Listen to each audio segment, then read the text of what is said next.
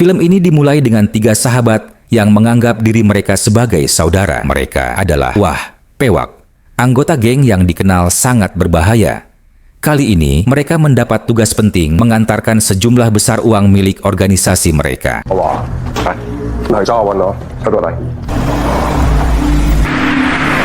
Namun, saat dalam perjalanan menuju lokasi tujuan, mobil yang mereka kendarai tiba-tiba berhenti di tengah jalan.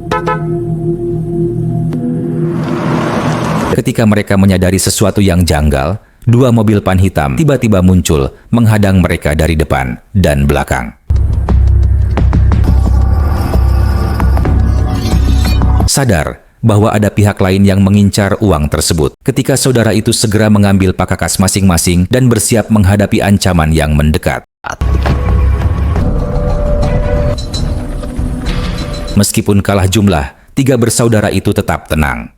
Dengan sikap acuh tak acuh, mereka melempar tas kerja berisi uang ke samping seolah tidak menunjukkan rasa takut atau keung sedikit.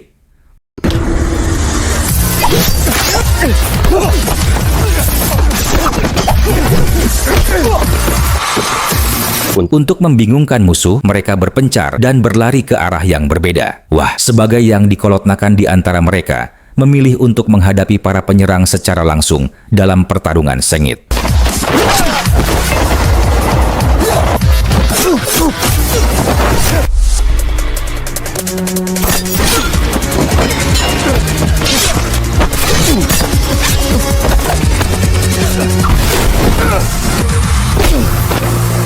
Setelah perjuangan yang melelahkan, ketiganya akhirnya berhasil berkumpul kembali. Namun, mereka segera menyadari sesuatu yang mengkhawatirkan. Tas kerja yang seharusnya mereka lindungi telah menghilang. Pei dan Kuak pun mengakui bahwa musuh berhasil merebutnya, dan tak ada yang bisa mereka lakukan untuk menghentikannya. Sorry. 你哋3個點睇筆數㗎？就咁俾人夾走咗？大牙啦300個。 Akibat kegagalan mereka, 3 bersaudara itu menghadapi konsekuensinya di hadapan pemimpin geng dan para tetua. Yang paling merasa dipermalukan oleh insiden ini adalah bos mereka yang bernama Vakam. Di antara para anggota geng, Mosquan adalah yang paling vokal dalam menyalahkan mereka. Ia terus mengoceh, mencemuh ketidakmampuan trio tersebut dalam menjalankan tugas dan mempertanggungjawabkan kesalahan mereka. 巴咁係啊，我哋都同埋一個字頭。我哋嘅社團啦，白衣3條僆啦，好難講喎。扎軍！ Tanpa banyak kata, Pakam pun berdiri. Dengan ekspresi dingin, ia mengambil tongkat dan memberikan hukuman kepada mereka sebagai bentuk peringatan atas kegagalan yang telah mereka perbuat.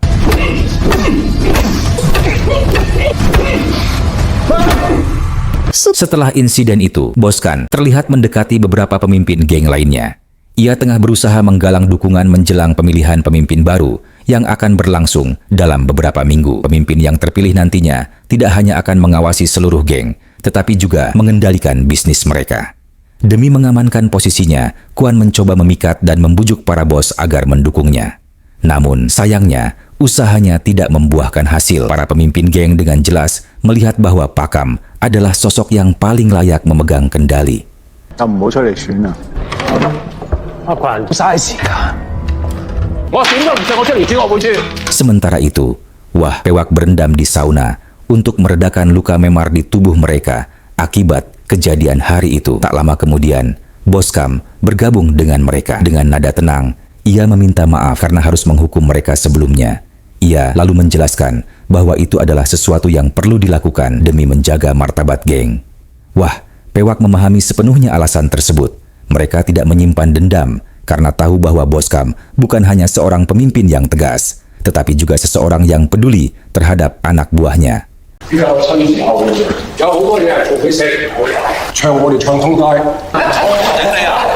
Malam itu, Wah dikejutkan oleh sebuah kenyataan. Pas kerja yang mereka kira telah dicuri, ternyata tidak hilang, melainkan disembunyikan oleh kedua adiknya, yaitu Kuak dan Si. Saat Wah menghadapkan mereka, keduanya akhirnya mengungkapkan kebenaran.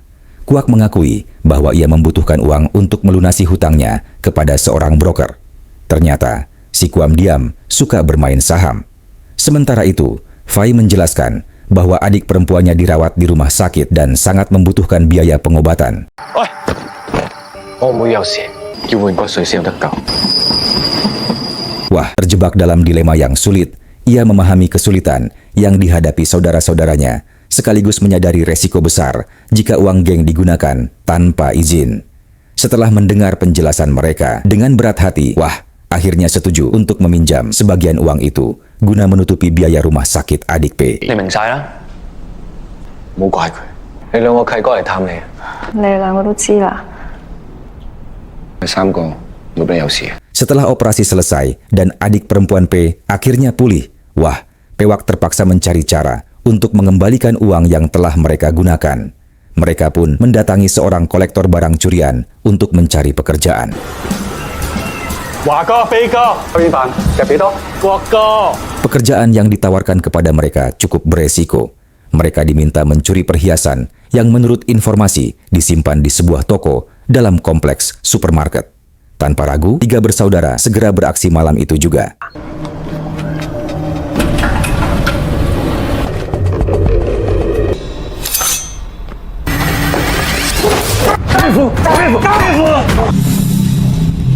Namun saat berhasil masuk ke lokasi, mereka dikejutkan oleh kenyataan yang tak terduga. Target mereka bukanlah perhiasan, melainkan narkoboy. Meskipun sempat terkejut, mereka sudah terlanjur masuk terlalu dalam. Tidak ada jalan untuk mundur, sehingga mereka memutuskan untuk tetap melanjutkan rencana. Tiba-tiba, sekelompok preman bersenjata muncul dengan tujuan merebut narkoboy tersebut.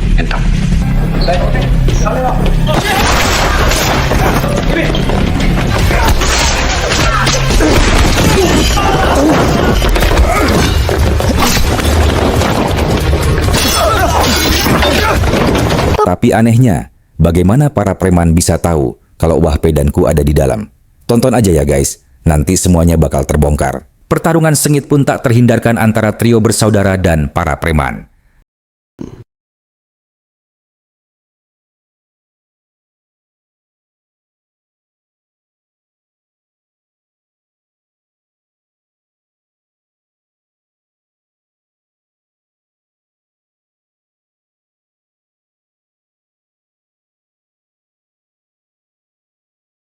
Setelah perkelahian sengit itu, Wah P dan Kwak langsung menemui sang kolektor untuk meminta penjelasan. Dengan tatapan serius, sang kolektor akhirnya berterus terang. Ia mengungkapkan bahwa target mereka sejak awal memanglah narkoboy, bukan perhiasan seperti yang mereka kira. Mereka pun sangat terkejut mendengar kabar itu, karena narkoba yang mereka curi ternyata milik Boska sendiri. Meskipun ada penipuan yang terjadi di antara mereka, sang kolektor tetap memenuhi janjinya. Ia membayar Wah, P, dan Kwak sesuai dengan jumlah yang telah disepakati. Wah memutuskan untuk menggunakan sebagian uang yang mereka dapatkan untuk mengganti apa yang telah mereka ambil dari dana geng. Sementara sisanya diberikan kepada Pewak untuk menutupi kebutuhan pribadi mereka.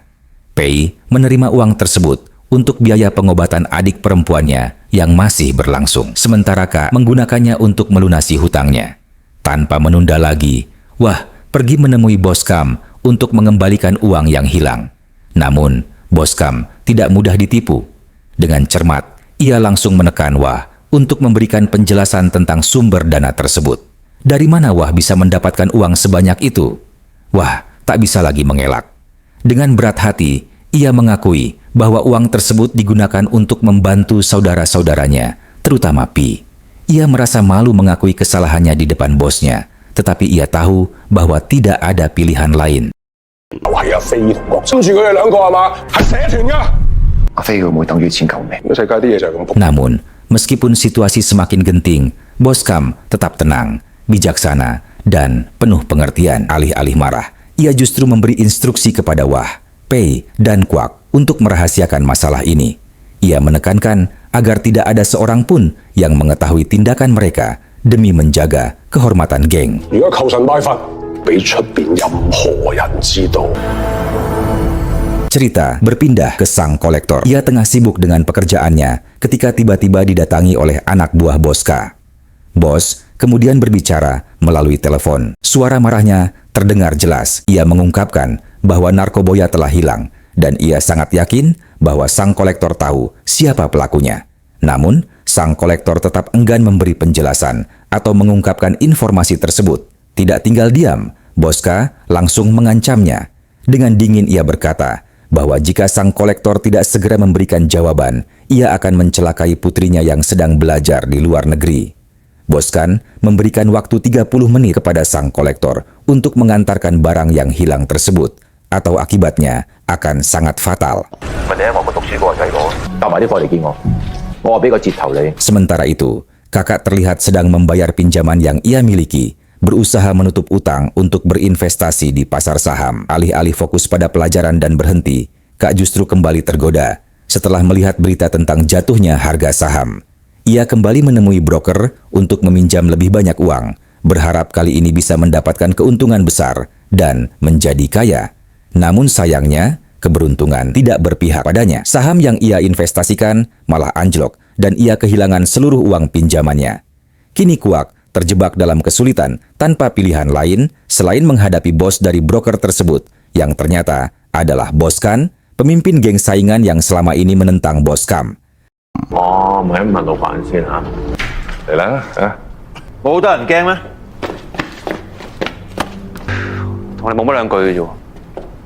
Keadaan semakin memburuk. Sang kolektor yang juga berada di sana dipukuli dengan sangat parah. Dalam keadaan yang semakin tak berdaya, sang kolektor akhirnya mengungkapkan bahwa pelaku yang mencuri narkoboy milik Boska adalah Kak.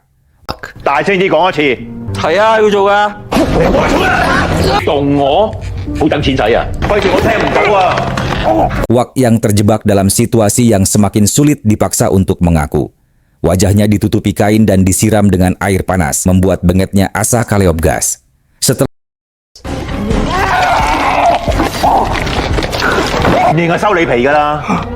melalui penderitaan yang tak terbayangkan, akhirnya Kuak pun tak bisa menghindar lagi. Dengan berat hati, ia terpaksa mengakuinya.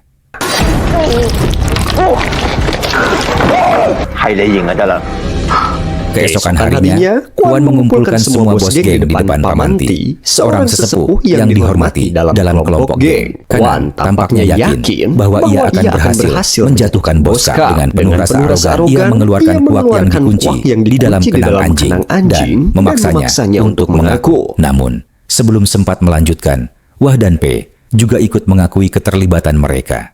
Melihat hal itu, Kuan langsung mengambil pisau dan bersiap untuk menusuk mereka 3 kali sesuai dengan peraturan yang telah diterapkan dalam geng. Saat anak buah K hendak menusuk Pei, tiba-tiba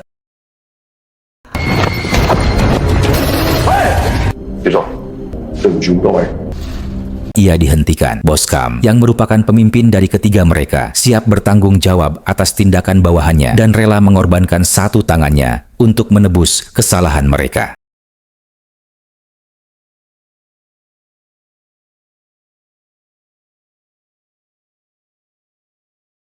Namun, Pamanti dengan kebijaksanaan dan kewibawaannya segera mencegahnya. Sebagai sosok yang dihormati, Pak menyarankan agar masalah ini diselesaikan tanpa kekerasan. Sebagai hukuman atas tindakan mereka, Wah Pewak dikeluarkan dari geng dan dilarang bergabung dengan kelompok lain.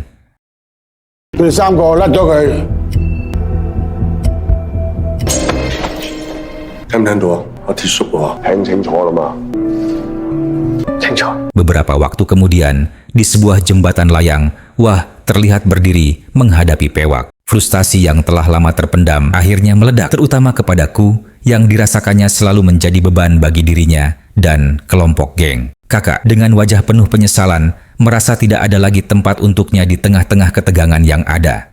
Dengan keputusan yang berat, ia memutuskan untuk berpisah dari trio bersaudara itu.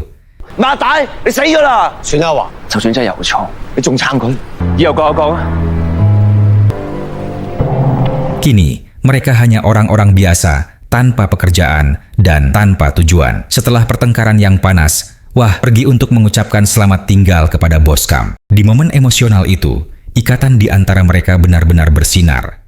Dengan tulus, Boskam memberikan Wah sejumlah uang untuk membantunya memulai hidup baru. Tindakannya yang penuh kemurahan hati membuat Wah terharu, menyadari betapa besar perhatian yang diberikan bos. Setelah mengucapkan selamat tinggal, Boskam pergi menemui bos kanan untuk membahas masalah penting. Setelah bertahun-tahun berada di dunia geng, Boskam tahu betul karakter dan pola pikir Bosan. Meskipun Wah Pik tidak lagi menjadi bagian dari geng, Boska masih berusaha untuk membalas dendam karena mereka telah mencuri narkoboy. Untuk mencegah hal ini, Boskam dengan penuh kesungguhan memohon kepada Kuan untuk mengampuni nyawa mereka. Ia bahkan menawarkan untuk mundur dari pemilihan kepemimpinan yang akan datang sebagai bentuk pengorbanan demi keselamatan mereka. 點搞唔得先？ 行路佢哋3個行嘅，老坐你數。 Namun, begitu Boskam pergi, Kuan tak tinggal diam. Ia segera mengirim anak buahnya untuk memburu Pei dan Wah di lokasi yang terpisah. Untungnya, Wah dan Pei berhasil melawan dan selamat dari serangan tersebut.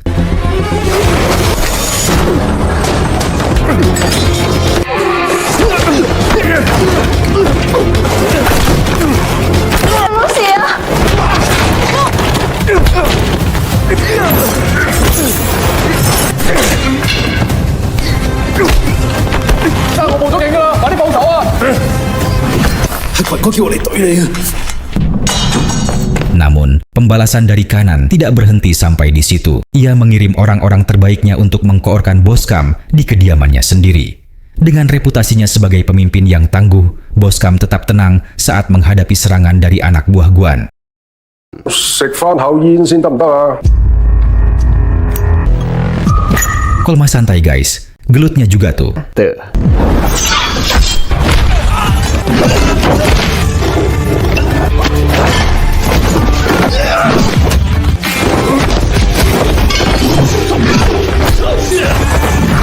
Meskipun ia berhasil mengalahkan mereka satu persatu, sayangnya Boskam juga terkena luka tusuk yang cukup parah di perutnya.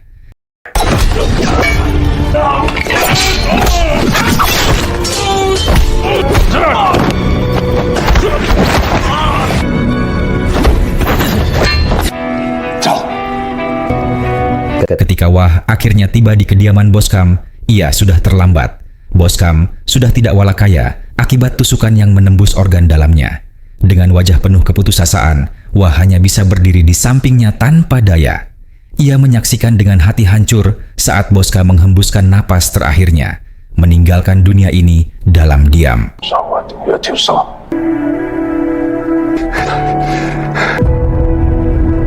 Keesokan harinya, di pemakaman Boskam, anggota-anggota dari berbagai geng berkumpul untuk memberikan penghormatan terakhir. Meskipun telah dikeluarkan dari geng, Wah dan Pei bersikeras hadir menunjukkan rasa hormat mereka kepada Boskam. Ketika Kanan tiba, ia tanpa rasa malu langsung menuduh Wah dan saudara-saudaranya sebagai pelaku pembunuh Boskam. Ia mengklaim bahwa tindakan itu merupakan balas dendam atas pengusiran mereka dari geng. Wah yang sudah semakin marah, merasa emosi membuncah ketika Kuan berbisik kepadanya, mengungkapkan bahwa dia adalah orang yang mengatur pembunuhan Boskam. Nah guys, jadi rencananya itu dimulai sejak kejadian pencurian narkoboy yang melibatkan Wah, Pewak, Pei dan Kuak. 係我隊嘅，正白事走出嚟咁咪揼多腳，盡嘢講嘢。你老母啊！你當我死嘅啊？ Esok harinya di rumah sakit, kakak terlihat sedang mencenguk adik Pei. Tak lama kemudian, Wah dan Pei tiba di sana. Adik Pei sudah mengetahui tentang masalah yang mereka hadapi, dan ini bukan kali pertama mereka bertengkar. Meskipun begitu, perasaan mereka tetap kuat satu sama lain. Pada akhirnya, Wah, Pei, dan Kak kembali bersatu dengan tekad yang bulat.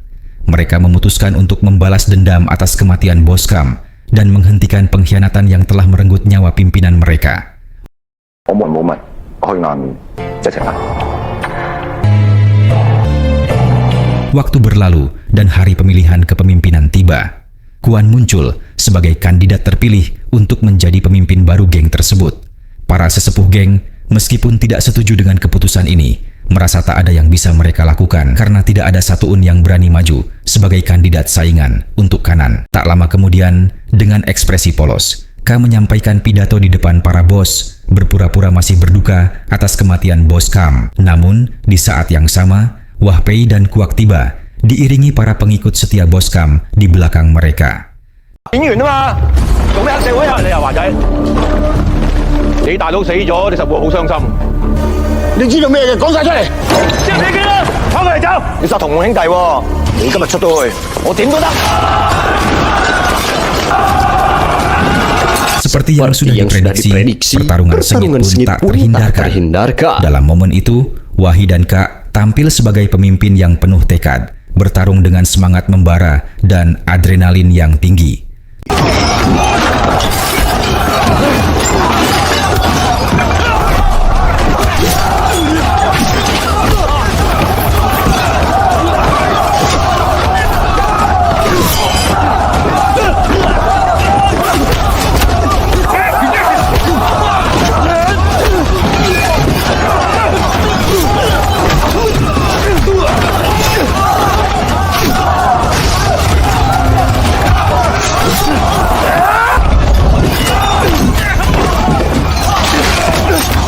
Namun dalam kekacauan itu, Kuak secara tidak sengaja merusak tiang bambu yang menjulang tinggi. Akibatnya, tiang tersebut runtuh dan menimpa banyak orang. Termasuk Kuan.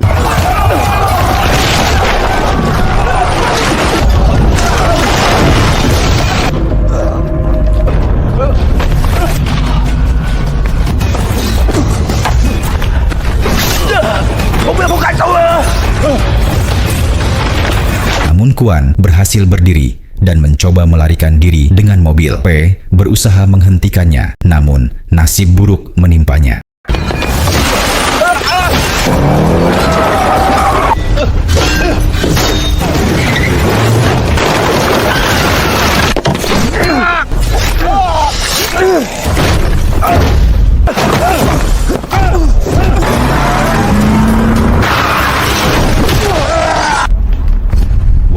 Yang diliputi amarah melihat Pai tertusuk tiang bambu. Sementara itu, Kuak berhasil naik ke mobil dan memberikan serangan terakhir pada Kuan, tetapi ia juga terkena sabetan di lehernya.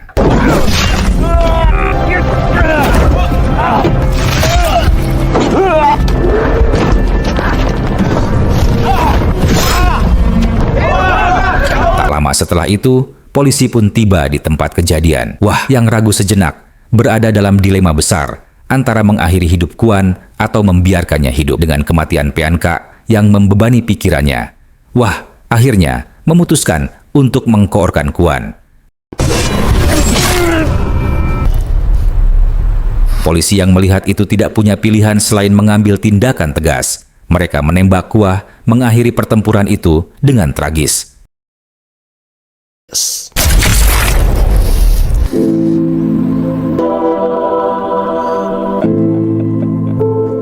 Tamat. Oke guys, gimana tuh ceritanya? Seru kan? Kesan moral cerita ini memberikan gambaran nyata tentang betapa pentingnya pengendalian diri, keputusan yang bijak, dan bagaimana pilihan kita dalam hidup dapat mempengaruhi masa depan dan orang-orang di sekitar kita. Nah, keinginan untuk membalas dendam jika tidak dikendalikan bisa berujung pada kehancuran. Terkadang, lebih baik untuk mencari jalan keluar dengan cara yang lebih bijaksana dan damai daripada terperangkap dalam lingkaran kekerasan dan balas dendam yang tak berujung. Nah guys, ya mungkin itu saja ya yang dapat Mimin sampaikan. Buat yang baru gabung, jangan lupa like, subscribe, dan komen ya, agar Mimin lebih semangat membuat video-video seru lainnya. Saya Minho, sampai ketemu di alur cerita film selanjutnya.